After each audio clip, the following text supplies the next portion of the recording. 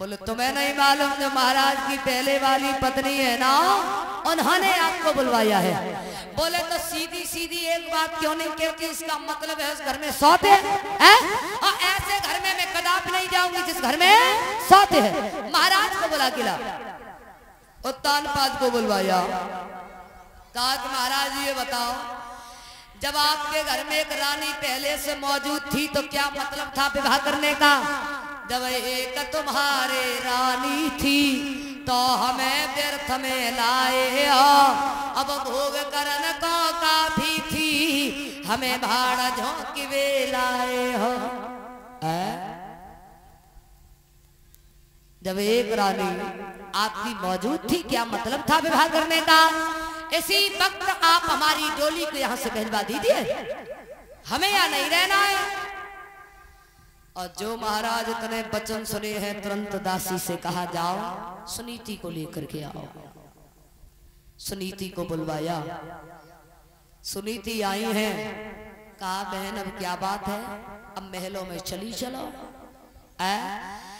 कहा कि मैं ऐसे घर में कदापि नहीं रहूंगी जिस घर में सौते हैं, बिल्कुल नहीं रहूंगी। उत्तानपाद बोले कोई बात नहीं, कोई बात नहीं, अरे 2-4 महीने 6 महीने रह करके देख लो, उसके बाद में अलग हो जाना। कहा महाराज आप 2-4 महीने की बात कर रहे हो, हम तो इसके चेहरा को भी देखना पसंद नहीं करते हैं, आप 2-4 महीना की बात कर रहे हैं। सुनीति ने एकदम से पैरों को पकड़ लिया है, बहन चली चलो। मैंने महाराज की दूसरी शादी इसलिए नहीं करवाई घर में कलह हो कलेश हो, अरे हमने तो महाराज की दूसरी शादी इसलिए करवाई हमारे घर में कोई खुशियां आ जाए, हमारे घर में कोई पुत्र आ जाए, एक खुशी के लिए हजारों दुख सहने के लिए तैयार हूं। बहन आप चली चलो, तुम रानी बन करके रहना, मैं दासी बन करके रहूंगी। अरे तुम जब भोजन करोगी अपने हाथों से तुम्हें भोजन खिलाया करूंगी, तुम जब लेटा करोगी तुम्हारे पैरों को दबाया करूंगी, तुम्हारा कोई पुत्र होगा उसे मैं खिलाती रहूंगी। लेकिन बहन चली चलो, क्या क्या पागल हो गई है? बूढ़ी बिल्ली भक्तन बनकर के चिड़ियाघर में घुसना चाहती है? भला मैं अपना बालक तुझे खिलाने के लिए दूंगी? अरे तूने तो किसी बालक को जन्म दिया ही नहीं, तो तू क्या जाने माँ की ममता क्या होती है? मैं अपना बालक तुझे खिलाने के लिए दूंगी? आज सुनीति के नेत्रों से आंसू निकल पड़े हैं।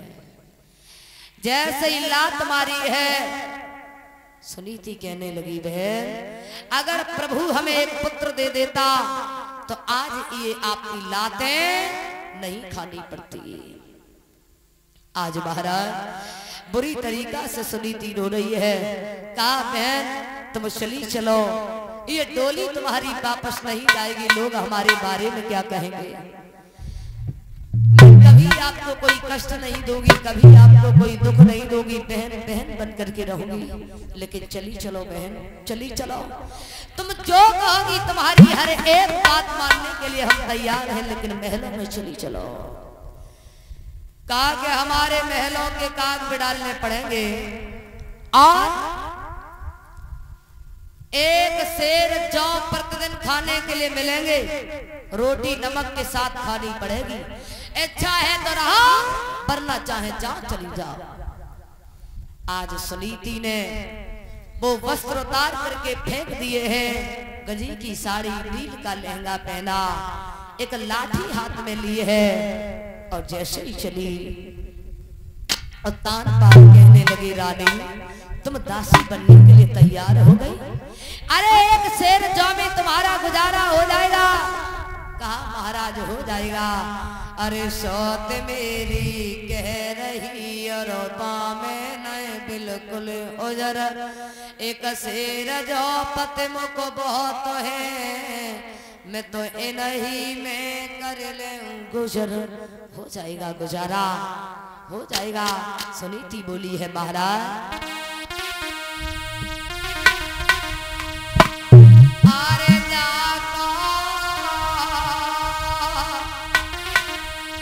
कोई न मीत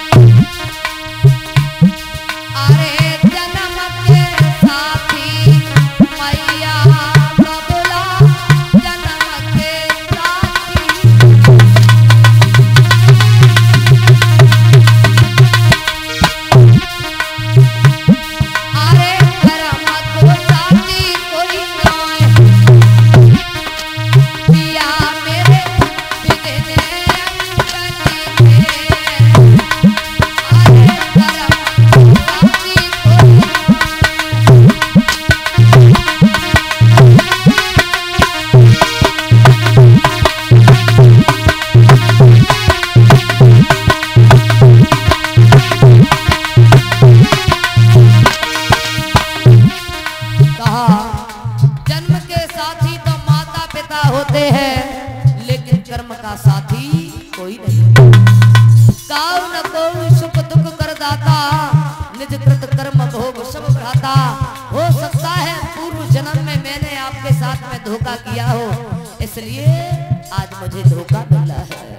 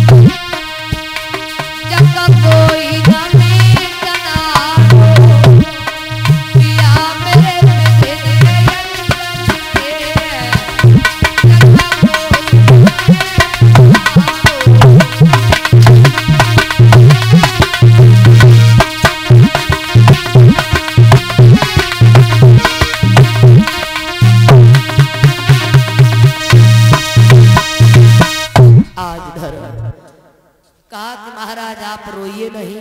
अरे रोने के लिए तुम्हें काफी हो, आप मत रोइए। कि क्यों रो रहे हो पति मेरे, बोधो हमारो भाग्य है। अरे बासदेव मेरे हाथ में महलन बिडारे काग है। जाने दीजिए। आज बड़ी रानी सुनीति ऊपर अड्डा पर पहुंच जाती है। माँ का महीना है, एक टूटी चारपाई पड़ी हुई है, फटी सी रजाई है। छोटी रानी के आते ही आते बड़ी रानी को दासी बना दिया गया। त्रिया चरित्रम पुरुषस्य भाग्यम देवो जनात् तो मनुष्य। स्त्री के चरित्र को और पुरुष के भाग्य को देवता भी नहीं समझ पाए, क्योंकि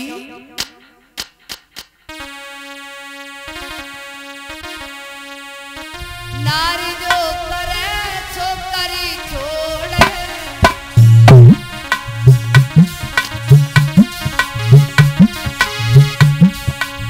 नारी जो करे सो करी छोड़े।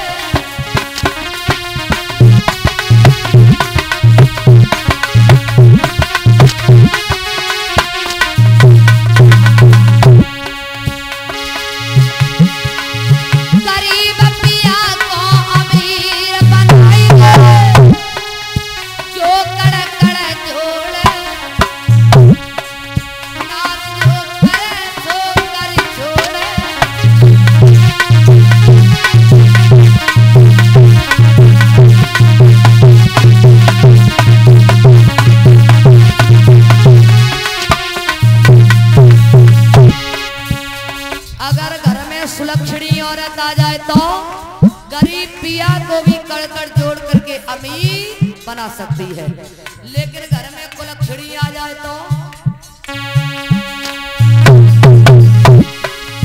चाहे वो अमीर को नंगा बनाए भरे भाड़ फोड़े। नारी जो करे सो करी छोड़े। नारी जो करे सो करी छोड़े।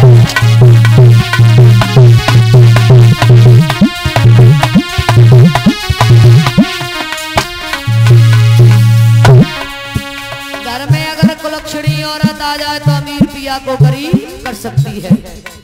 नार नीर गंभीर नथिन की थान हो और जो इनके हृदय वसो जान सकत ना। पाए तो औरत पतिव्रता बन के जग को मुख